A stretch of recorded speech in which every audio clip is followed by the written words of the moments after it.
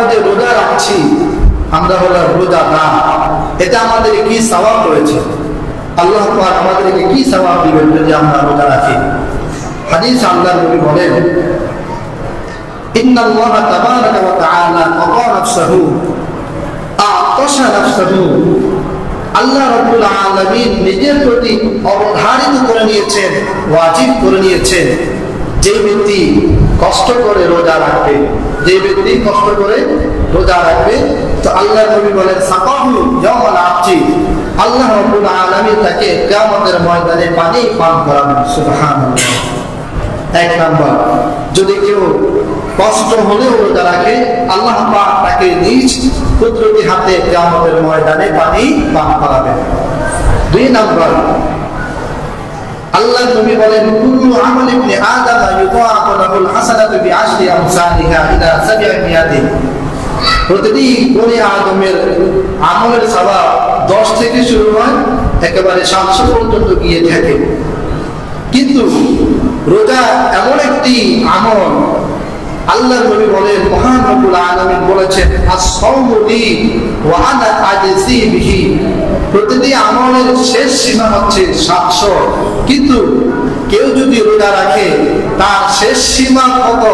700 না 7,000 না 7 কোটি, কত হতে পারে?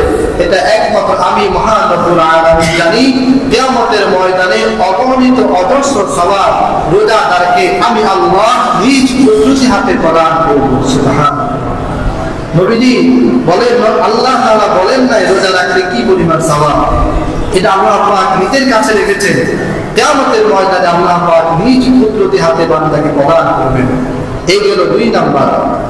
3 নাম্বার, আল্লাহ নবী বলেন যদি কোনো বান্দা রোজা রাখে তাহলে তার কি হবে? মান সাওমা রমাদান, যদি কোনো মানুষ মাহে রমজানে রোজা রাখে, গুফিরা লাহু মা তাকাদ্দামা মিন যামবিহি, আল্লাহ পাক তার জীবনের সব গুনাহ মাফ করে দেন। সুবহানাল্লাহ। 3 নাম্বার। 4 নাম্বার, যদি কোনো মানুষ রোজা রাখে তাহলে আল্লাহ নবী বলেন সালাসুন লা তুরাদ্দু দাওয়াতুহুম, 3 ব্যক্তির দোয়া কখনো ফেরত দেওয়া হয় না। 1 নাম্বার দাওয়াতুল মাজলুম, মাজলুমের দোয়া। 2 নাম্বার আল ইমামুল আদিল, ন্যায়পরায়ণ শাসক। 3 নাম্বার আস-সাইমু হাত্তা ইফতিরা, রোজাদার ব্যক্তি যতক্ষণ না সে ইফতার করে, ইফতারের আগ পর্যন্ত সারাদিন এবং কি ইফতারের পূর্ব মুহূর্ত পর্যন্ত রোজাদার ব্যক্তি যত দোয়া করবে আল্লাহ পাক তার সব দোয়া কবুল করেন। সুবহানাল্লাহ। 4 নম্বরে আল্লাহ নবী বলেন ইন্না ইনদা লিল্লাহি উতাকা ইনদা ফিত্রি, ইফতারের সময় আল্লাহ রাব্বুল আলামিন পৃথিবীর সকল রোজাদার ব্যক্তিকে মাফ করে দেন। সুবহানাল্লাহ। এই হলো রোজা রাখলে আমাদের সওয়াব। রোজা রাখলে, না রাখলে তো কথাই নেই।